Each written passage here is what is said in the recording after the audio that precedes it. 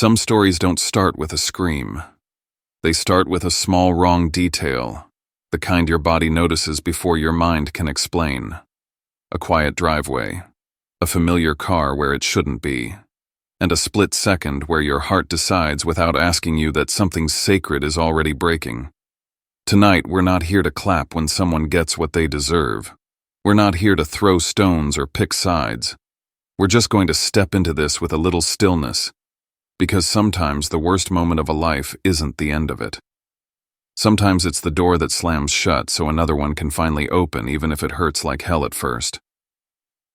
I went to visit my dad. I saw my wife's car parked at his gate. I didn't honk.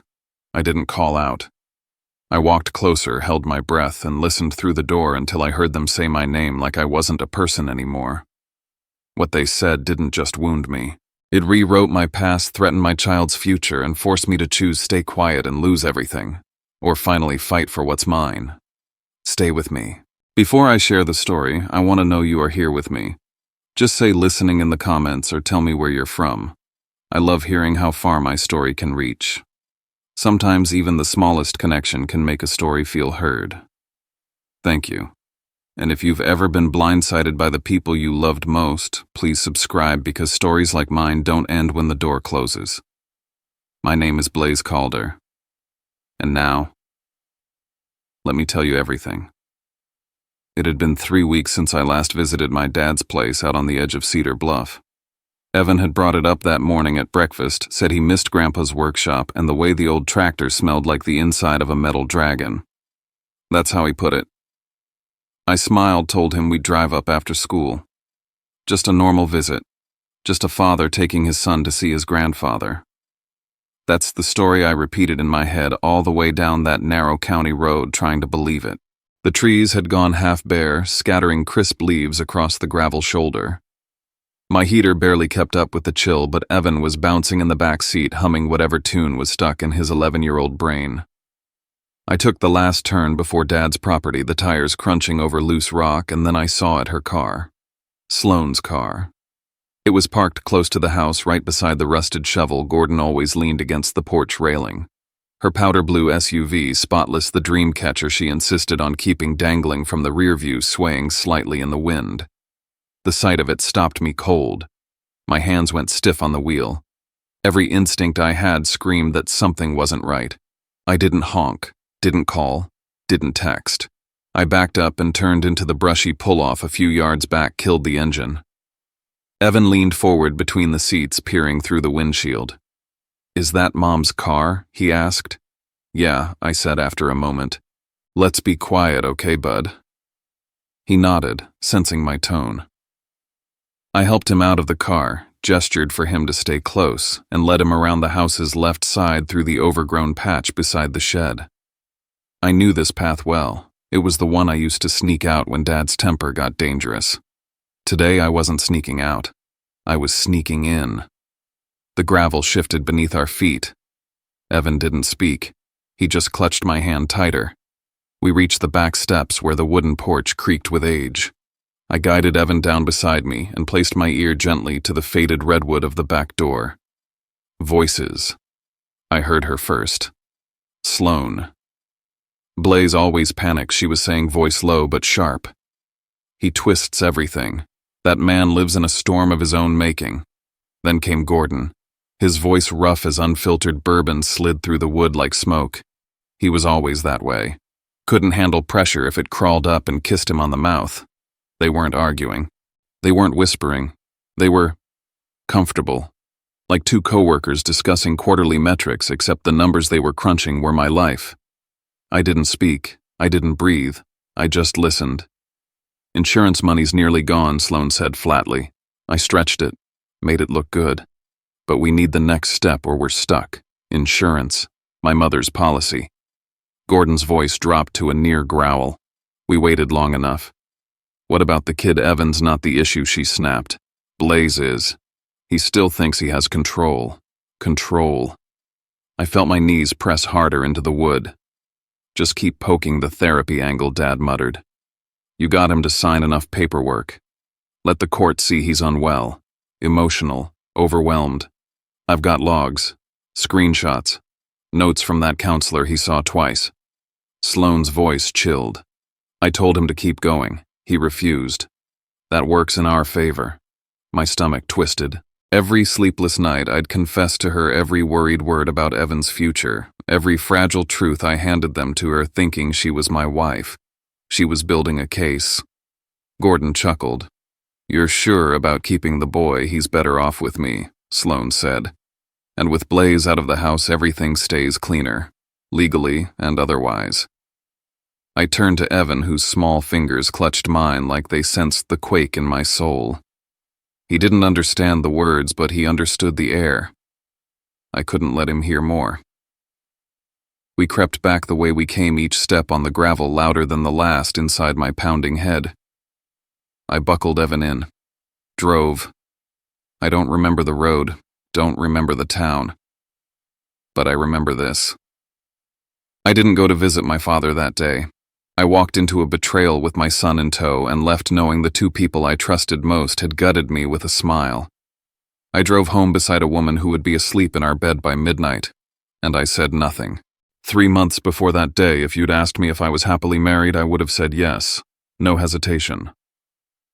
We lived in a modest house off Hawthorne Lane, 3 bedrooms, a creaky back porch, and a fireplace that never worked quite right. Evan was thriving in school, reading way above his grade level, building Lego cities with borderline obsessive precision. Sloane handled the budget, the scheduling, the insurance documents. She was always so organized, so capable. It made me feel like I could finally breathe. After all, I grew up in a house where capable meant survival. Gordon Calder didn't believe in hugs or high fives. He believed in results. Mistakes earned silence, sometimes worse. My only real escape had been the county library, and now, ironically, I worked there down in the archival room, organizing documents no one else wanted to touch. It was quiet, predictable.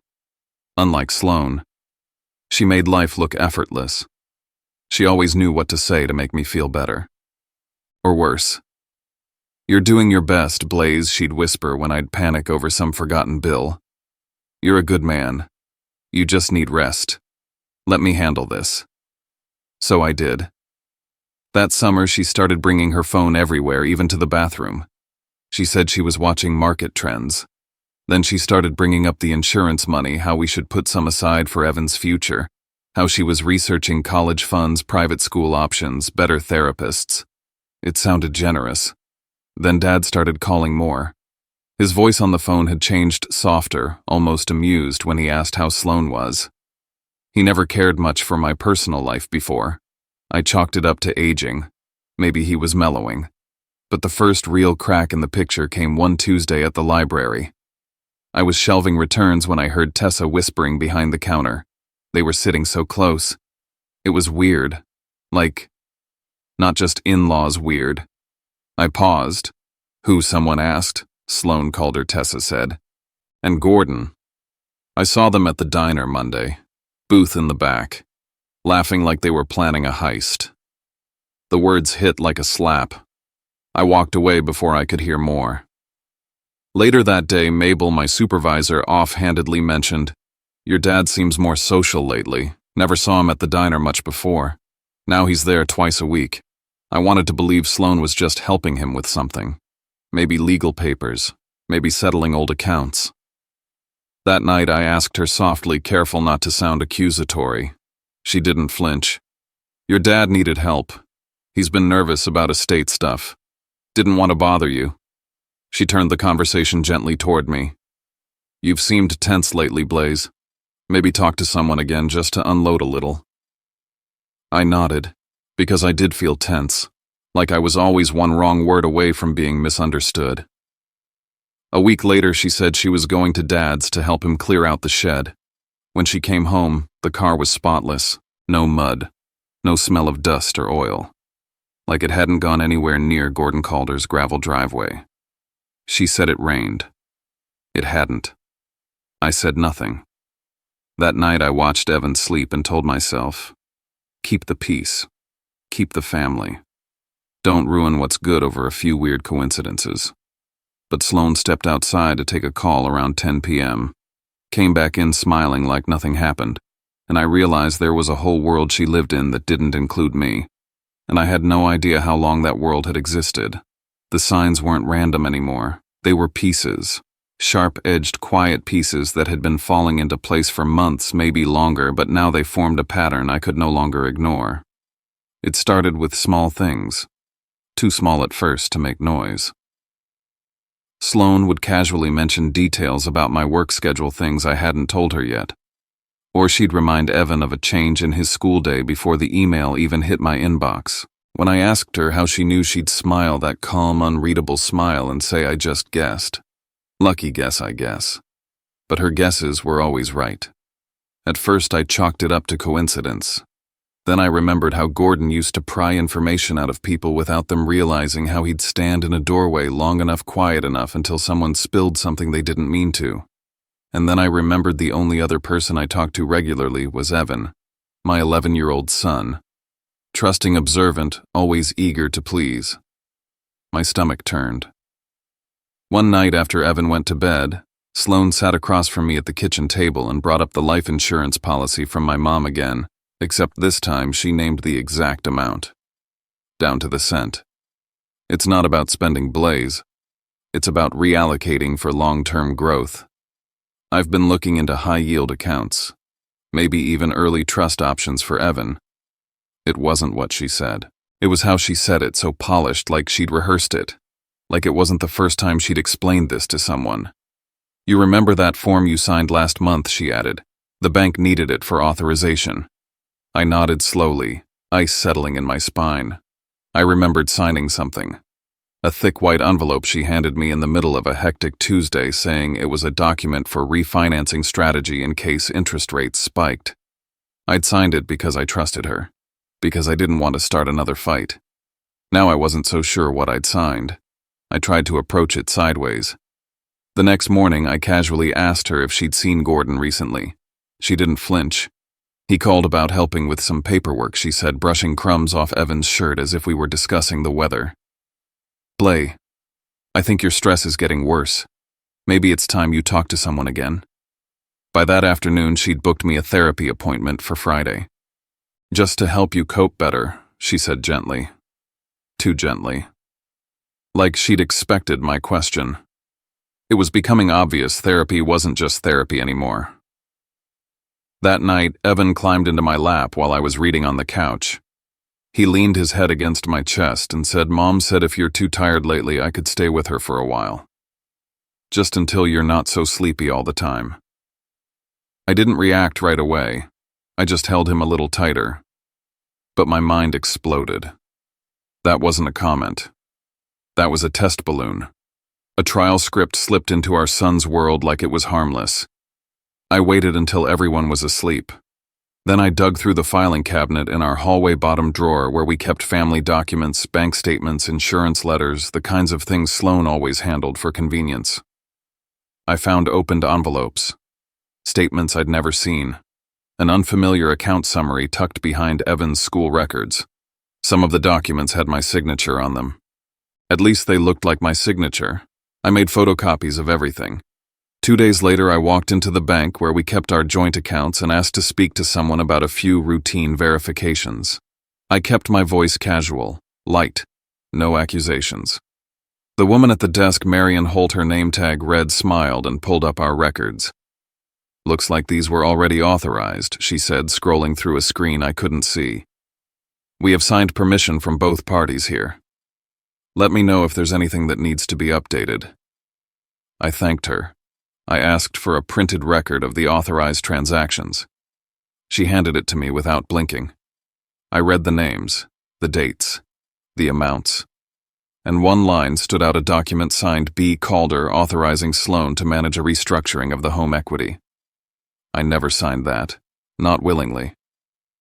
I walked out of the bank with the papers folded tight in my coat pocket and a fire building in my chest. That evening, I went to the library, logged into one of the public computers, and searched everything I could find on legal custody, marital fraud, and digital forensics. I read articles about contested signatures, cases of manipulated therapy records, steps to freeze joint accounts, and how to prepare silent evidence. I made notes, bullet points, steps. This wasn't paranoia anymore. This was war. That night, after Evan was asleep and Sloane was watching TV in our bedroom, I stood in the kitchen drinking cold coffee and staring at nothing. If I confronted her now, she'd shut it down. She'd hide everything. She'd rewrite the narrative. But if I played the role the agreeable husband, the anxious dad, the cooperative patient, I could document everything. Quietly, methodically. I looked through the pass-through into the living room and watched her laugh at something on her phone. She didn't even know I was there. So I made a promise to myself from now on I would be invisible, but I would see everything. The next morning I woke up before the sun and outlined my strategy on the back of Evan's old math notebook. I called it my containment plan. Rule 1, never confront directly. Rule 2, never accuse without evidence. Rule 3, never let her see me watching. I listed the 4 domains of risk, finances, property custody, and mental health records. I gave each one a code color. I needed to think like a stranger looking into my life. I needed to see how I was being framed and how to unframe it. That afternoon, I drove to Cedar Bluff Office and Supply. I bought 2 mini voice recorders and a handful of blank micro SD cards. Then I crossed town to an electronics store and picked up a pair of small wireless cameras marketed as discrete home monitors. One was shaped like a USB charger, the other clipped behind a bookshelf. When I got home, I told Sloane I was worried about the break-ins that had been happening nearby. I said I wanted to keep an eye on the hallway while Evan slept. She didn't ask questions. She nodded, poured wine, and said, "You're finally being proactive. I'm proud of you." I almost laughed. That night I suggested something I knew she wouldn't resist. "Why don't we invite Dad over for dinner?" I asked, making sure my voice sounded tired but hopeful. "You've been handling everything lately. Maybe it's time I tried to bring the family closer again." She hesitated only a second. "Then I'll call him. Let me handle it." I watched her carefully. She didn't even ask me what day worked for me. She just moved to the living room and picked up the phone. She wanted to be the one to control the invitation. I installed the camera that evening, one pointed at the living room from the hallway shelf, the other clipped behind the flower vase on the bookshelf. The voice recorder I carried in my pocket. The dinner was set for Thursday. When Gordon arrived, he walked in like he lived there, tossed his jacket over our banister, kissed Evan on the head, and sat down like it was his table. Sloane beamed and called him Dad with that smooth, easy tone I'd once thought was charm. Now I heard control in it. Performance. They talked about Evan's school, the weather, a broken fence near the back of the property, but every so often they'd glance at me like measuring when to shift gears. It came during dessert. Blake Gordon said, chewing slowly, "You ever think about what you're leaving Evan long-term?" Sloane picked up from there. "We were talking about refinancing the house," she said casually, "just to optimize interest rates. It's already in process." I froze. "Refinancing?" She nodded, smiling. "Yeah. You signed the form I gave you last month. Remember, it's just procedural. I didn't want to stress you." Gordon chimed in, mentioning a lawyer I'd never met. "Should be done by next week," he said. "Clean paperwork." I nodded slowly, but inside, I was boiling. That night, after they'd both gone to bed, I transferred the footage from the camera to my external drive, replayed the audio from my pocket recorder. I had names, dates, context, intent, and then came the final blow. The next morning, Sloane reminded me of my therapy appointment. "I already gave them some notes," she said, "just so they understand you better." I tried to breathe evenly. "Notes?" I asked. "What kind?" "Nothing big, just some context. I mentioned how you sometimes stay up late, get anxious, overthink things. I want them to help you better." I smiled. I thanked her, and I understood. She wasn't documenting my healing. She was building a profile, and she was using a licensed professional to certify it. That night, I lay awake, the audio playing on repeat in my headphones. Her voice, Gordon's, saying things they didn't think I'd ever hear. This wasn't just betrayal. This was a full redesign of my identity, one they could use in court to take everything, including Evan, and I would not let that happen. The second I stepped into that bank again, it felt like crossing a line I couldn't return from. I wasn't here as the husband running errands. I wasn't here as the father casually checking in. I was here as a man trying to track where his life had bled out behind his back and who was holding the knife. I met Marion Holt in one of the smaller conference rooms, windowless quiet, just the hum of the AC and the clack of her keyboard. I kept my voice even casual. I'm building a tuition plan for Evan. I'd like to run a financial health check, pull up anything recent with the joint accounts authorizations withdrawals. She smiled. Of course. That's smart. But when the screen lit up, her face changed. Slightly. Just a flicker in the eyes. There it was, a joint account. But not with me. Gordon Calder. Sloan Calder. That account had been active longer than I'd expected. Small transfers 6 months ago, increasing to 4-figure moves just last month. The dates weren't random. They lined up with the moment Sloan started suggesting therapy. With the moment Gordon began calling more often, asking vague questions about Evan's school schedule, our mortgage, the status of my job. They weren't curious. They were coordinating. Marion hesitated. Some of these have your signature. Here on the authorization for that rollover. I leaned forward. Can I see that? The signature looked close. Too close. But the pressure was wrong. The loop on the B was too sharp. Like someone practiced a little too much. I kept my face still. I nodded. I'll need a copy of that. Also, if any documents are pending right now, especially mortgage-related, I'd appreciate a heads up. She clicked around, cautious now. There is one refinancing request in progress. It hasn't finalized yet, but it's queued to clear this week. I thanked her and walked out of there like nothing was wrong. But everything was. Back at the library, I found the corner computer, signed in, and started building my timeline. Sloan's push for therapy. My signatures showing up on things I didn't authorize. Her sudden interest in optimizing the insurance from my mom. The money movement. All of it lined up like puzzle pieces that suddenly made the picture clear. And worse, she was already prepping the school. When I picked Evan up early that day, the front office receptionist smiled at me and said, "Oh, his mom was just here the other day. She had a few questions about pickup procedures, changes to guardianship info." I forced a laugh. She's thorough, huh? Inside, I felt my spine go cold. She wasn't asking questions. She was preparing the exit strategy. I dropped Evan off at a friend's house that evening under the excuse of a last-minute project. I didn't want him anywhere near what I was about to hear. Because Sloan's car was at my father's house again. I parked 2 houses down and walked slow, soft. The porch light was off. The windows were closed. But the kitchen window was cracked just enough. And I heard everything. The petition goes in next week.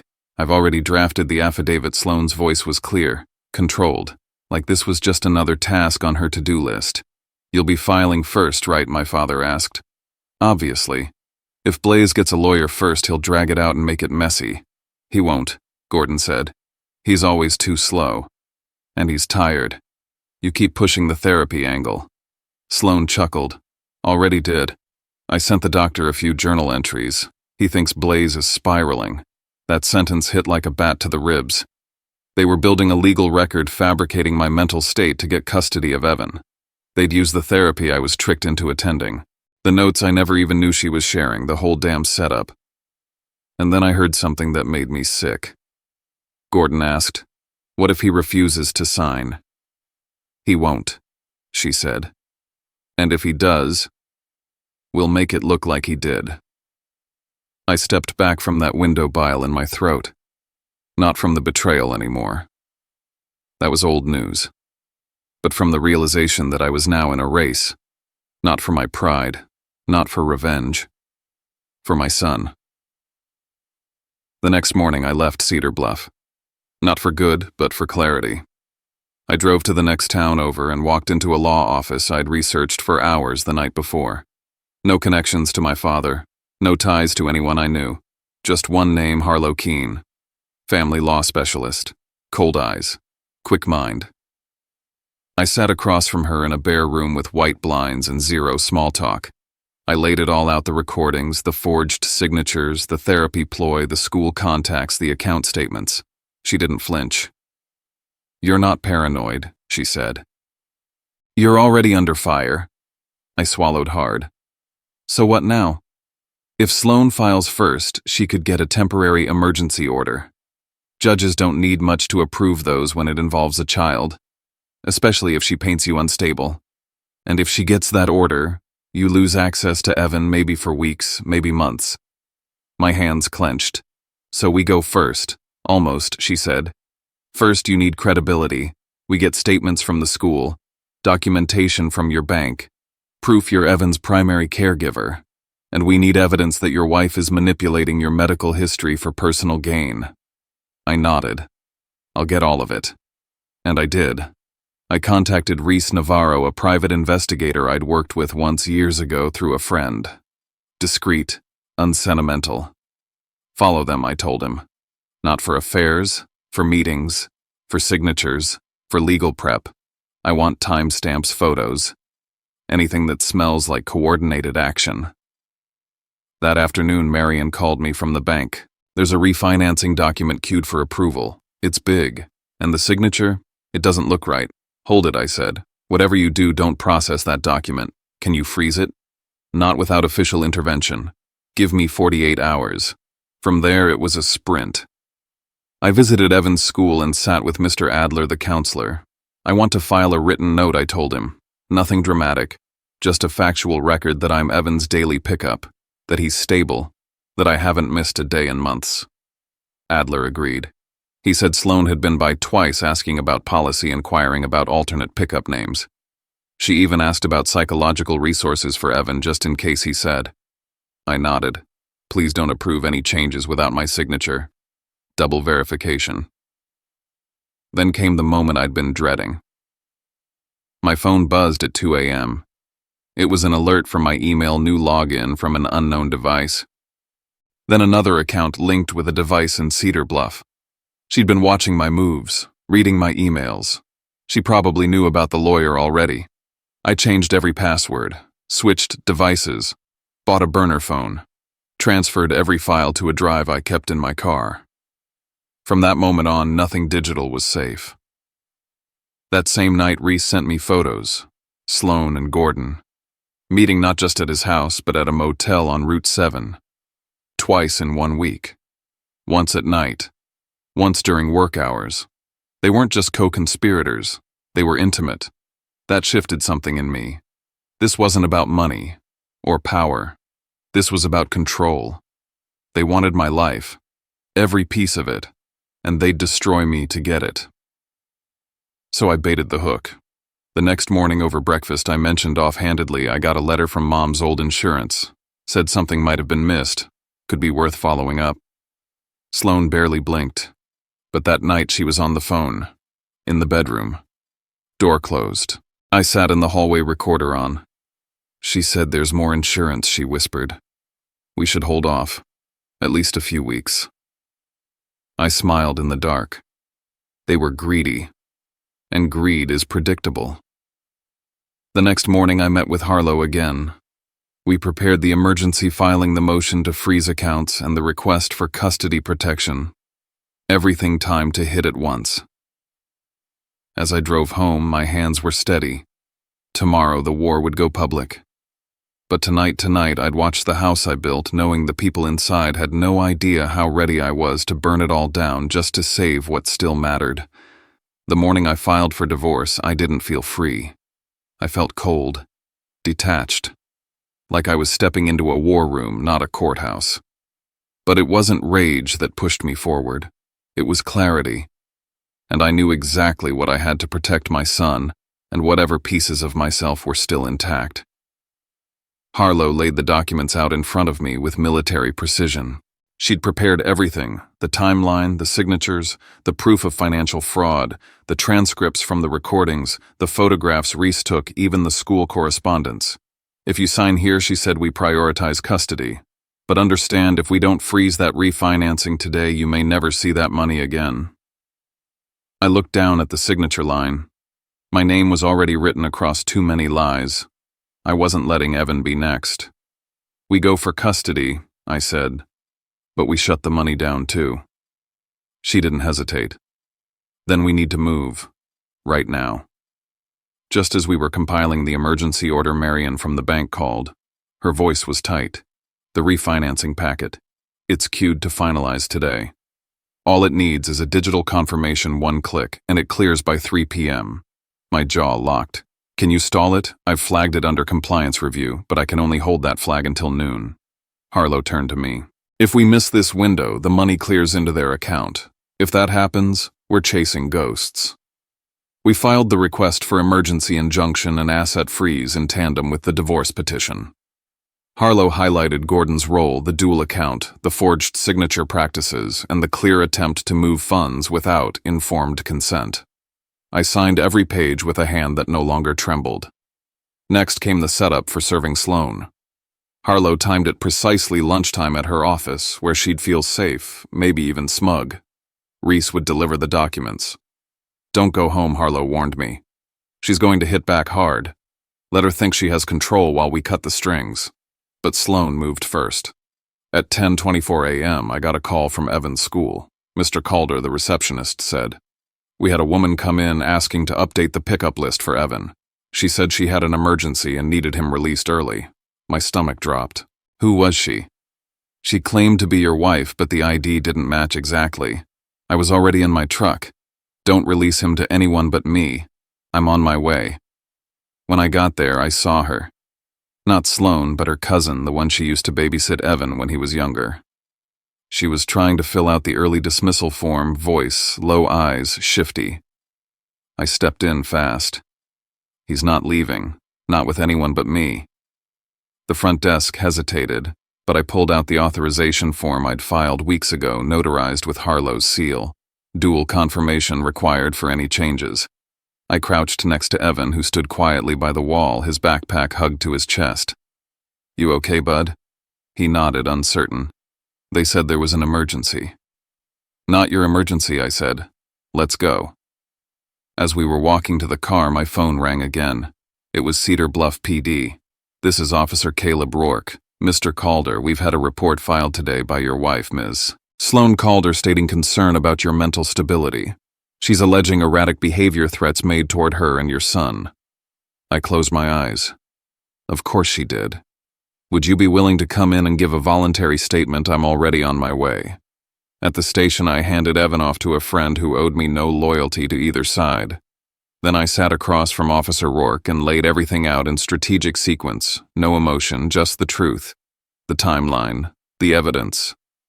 I started with the joint account between Sloan and Gordon, showed the bank statements, walked him through the refinancing attempt, and handed him Marion's flagged report.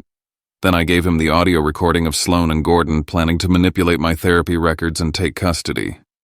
I backed it up with the school's email confirming attempts to alter Evan's pickup routine. Then I placed the photographs from Reese on the table Sloan and Gordon meeting repeatedly in private at motels during work hours. This isn't a marriage falling apart, I said. It's a coordinated effort to defraud, manipulate custody, and seize assets under fabricated mental health claims. Officer Rourke leaned back in his chair. We'll need to open a formal investigation. You should, I said. And you should check Gordon's storage unit. That was the last card. Reese had messaged me hours earlier. Found drafts of your signature, practice sheets, printouts, copies of refinance forms, locked cabinet in Gordon's secondary garage, physical evidence, intent, motive. That was the difference between hearsay and charges. By the end of the day, Caleb confirmed the asset freeze order was processed. The refinance was blocked. A formal investigation into fraud and custodial interference was underway. I was advised to relocate Evan temporarily and minimize all contact. They've lost money and leverage, Caleb said. People in that position get reckless. As I left the station, Evan's small hand found mine. I squeezed it like it was the only real thing left in the world. From now on, every step had to be ahead of them. Because I knew this wasn't over. It was only just beginning. The safe house wasn't glamorous, but it had 3 locks on the door, clean sheets, and a coffee maker that actually worked. I set Evan up in the spare room with his sketchbook snacks and a soft explanation that made sense to a 7-year-old.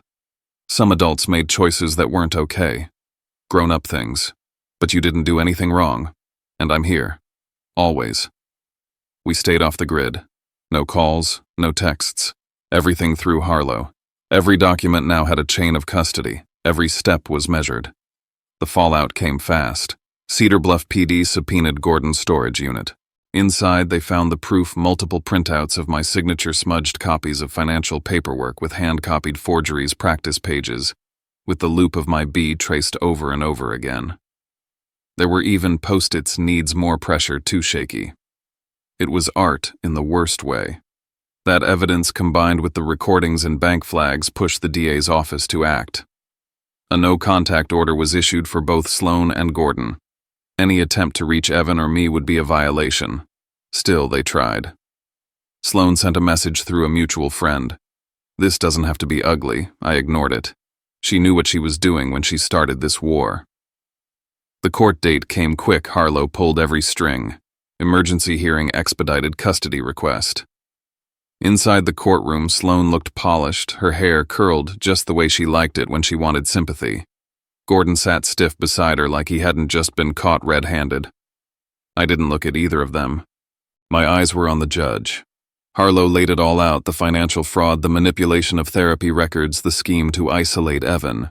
She introduced the recordings, the bank logs, the school's confirmation, even a short character statement from Mr. Adler, the school counselor who had documented Evan's stability with me over the past year.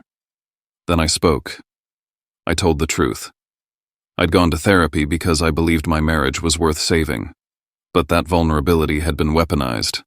I hadn't unraveled. I'd woken up. The judge ruled in my favor. Primary custody awarded to me. Supervised visitation for Sloan pending full evaluation. All communication routed through counsel. Any change required judicial review. It wasn't a victory lap, but it was protection. Financially, Marion provided a report showing the full map of withdrawals. Sloan and Gordon had funneled over $42,000 through side accounts masked under property improvements and service fees. The refinance scheme was voided, legally ruled invalid under forgery suspicion. I was offered the chance to sue. I declined for now. What mattered was that Evan had his home, his routines, his life. I used to think the hardest part was finding out the truth. But the truth is just the moment the lights come on. The hardest part is deciding what kind of person you'll be after that. In the end, I didn't win because I was smarter or tougher. I won because I stopped abandoning myself and I kept choosing my son quietly, consistently, even when my hands shook. And maybe that's the gentle thing we can take with us tonight. Sometimes we don't get a clean ending or an apology that heals anything. Sometimes we just get a chance to rebuild with steadier hands. We learn that kindness doesn't mean letting people take pieces of you, and love doesn't require you to stay small to keep the peace. If you've been listening, and you felt even a little seen, I'd love for you to stay with us. Subscribe not as a favor, but as a way to join a corner of the internet where people can breathe, listen, and share without being judged. And if you want to leave a few lines in the comments, where you're watching from, or what part of this story hit you the hardest. I read more than you think. Thank you for being here. Good night, and I'll see you in the next story.